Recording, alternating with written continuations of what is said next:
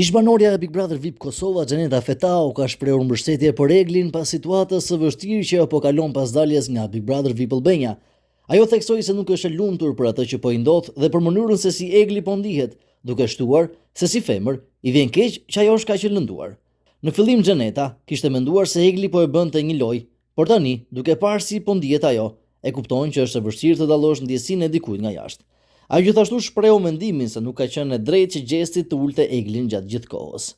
Nuk jam e lumtur për situatën e saj dhe se si ndihet ajo, se tek e fundit është femër dhe më vjen keq që është kaq e lënduar, shpresoj që po e merr veten shumë shpejt dhe po rikthehet në jetën e saj. Në fillim ka menduar që e kaloi, por duke u bazuar se si po ndihet ajo, sepse jashtë është pak e vështirë ta dallosh se si ndihet, mendoj që nuk ka qenë e dugura që ai ta ulte gjatë gjithë kohës atë femër, u shpreh Xheneta Fetau në lidhje me Egli Takon.